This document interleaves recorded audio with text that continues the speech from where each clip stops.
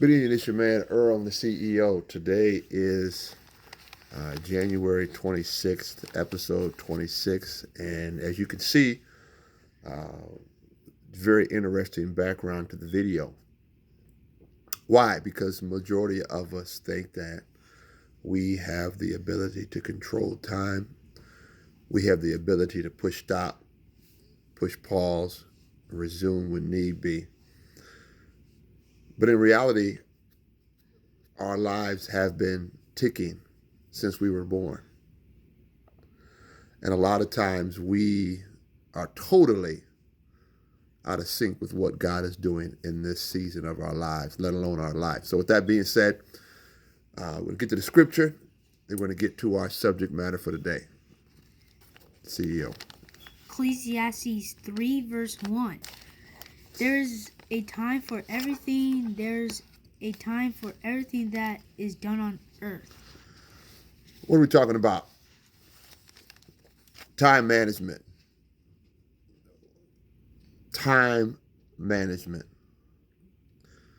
Very popular subject matter, and we're not going to get into the minutia and get into all of the little tricks and trade of things that you could do. But I just want to lift up a few points. You are going to have to decide what is important.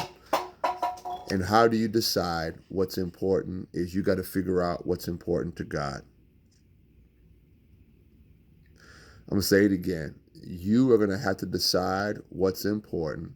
And how do you decide what's important is you got to figure out what's important to God.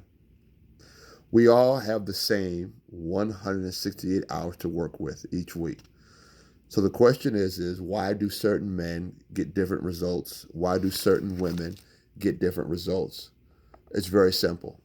Because they have decided what's important and they're going to prioritize what they need to do. Time management is not a tips and technique and hacks and secrets. Time management is a strategic problem. And what is that strategic problem? Do you have biblical priorities versus plans that you decide what's important? Once you decide that, then you start converting your priorities into a specific plan of action.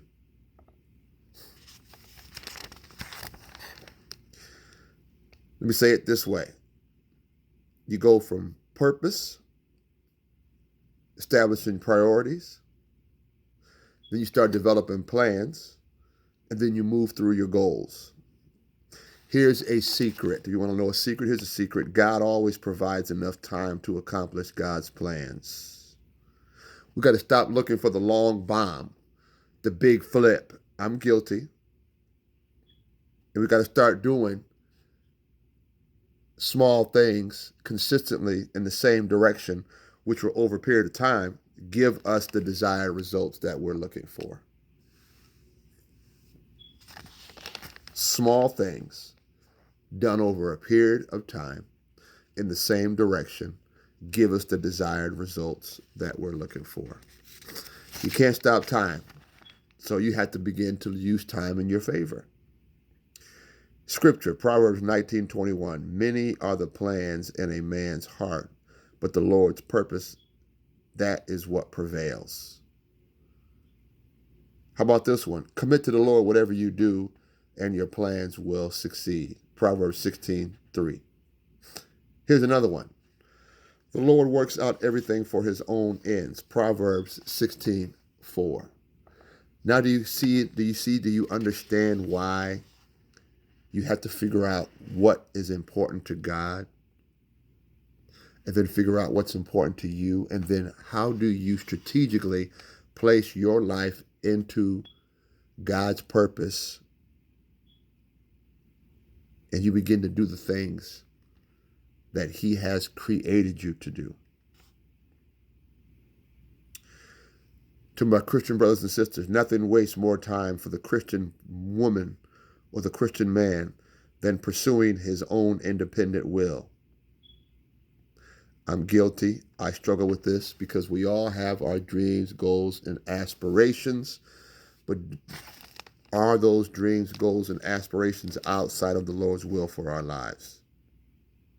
Well, how do you combat that? How do you combat that? How do you fix that? Very simple. When a goal, when a plan, or an idea, or a concept begins to take shape in your mind, that's when you start praying about it. Not after you made up your mind. Why? Because a made up mind is almost impossible to change. Well, let's say it this way. Are you trying to be effective or are you trying to be efficient? Are you trying to be effective or are you trying to be efficient? Efficiency is doing the right job.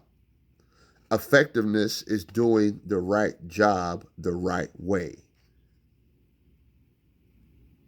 I'm going to say it again. Efficiency is doing the right job. Effectiveness is doing the right job the right way.